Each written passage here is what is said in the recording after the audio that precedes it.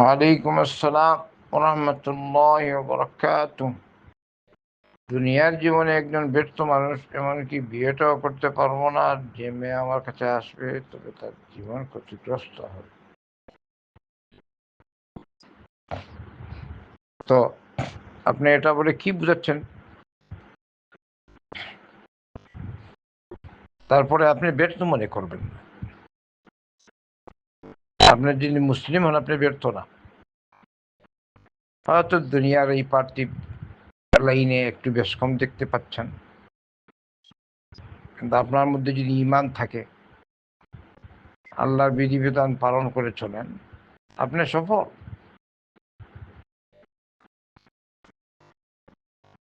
উলাইকা আলা হুদাম মির রাব্বিহিম ওয়া উলাইকা হুমুল মুফলিহুন।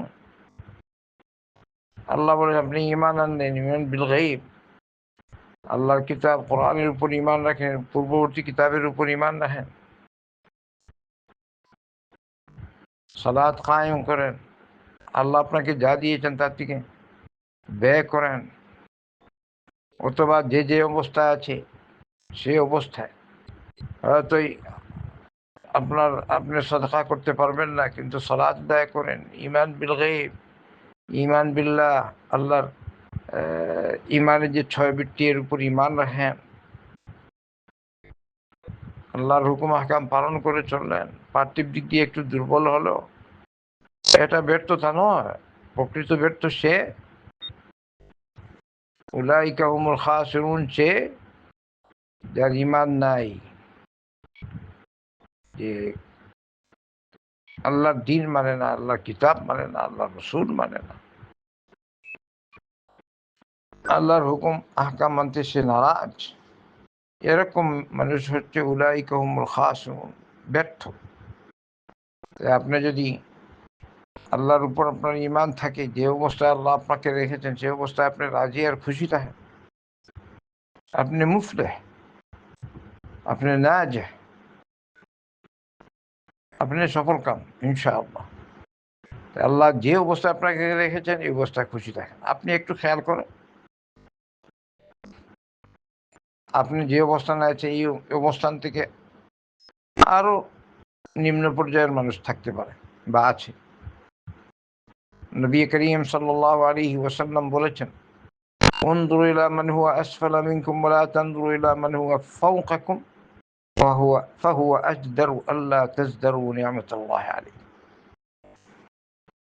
তোমাদের থেকে নিম্ন পর্যায়ের যারা তাদের দিকে তাকাও, উপরের দিকে তাকাবে না। নিম্ন স্তরের মানুষ যারা তাদের দিকে তাকাও। আপনি যতই খারাপ হন দেখবেন আপনার থেকে আরো খারাপ আছে, মানে খারাপ অবস্থায় আপনি যেটা বলছেন, আপনি একটু খেয়াল করে দেখবেন কত মানুষ আরো খারাপ আছে। যদি বলেন না আমার থেকে খারাপ নাই, তাহলে এটা সঠিক হবে না। এছাড়া যদি বলেন হ্যাঁ না খারাপ নাই, আমার থেকে আর কেউ খারাপ নাই, পৃথিবীতে আমিও সবচেয়ে খারাপ, তা আপনি এই সময় দেখেন যদি এরকম হয়, আল্লাহ আপনাকে কীট পতঙ্গ করে সৃষ্টি করেনি, আল্লাহ আপনাকে সম্মানিত মানুষ হিসেবে সৃষ্টি করেছেন।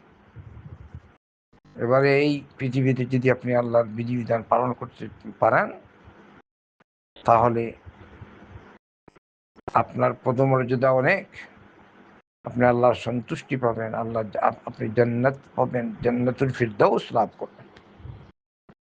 অতএব এইরকম শব্দ ব্যবহার না করেই ভালো। বলো আলহামদুলিল্লাহ, সর্বাবস্থায় আলহামদুলিল্লাহ। আল্লাহর কাছে চান, আল্লাহর হুকুম হাকাম মানে চলেন, যেটা করণীয় ওটা আপনার করার চেষ্টা করুন। ফাত্তাকুল্লাহ মাস্তাতা'তুম, তোমরা তোমাদের সাধ্যানুযায়ী আল্লাহকে ভয় করো, এতেই আপনার সফলতা।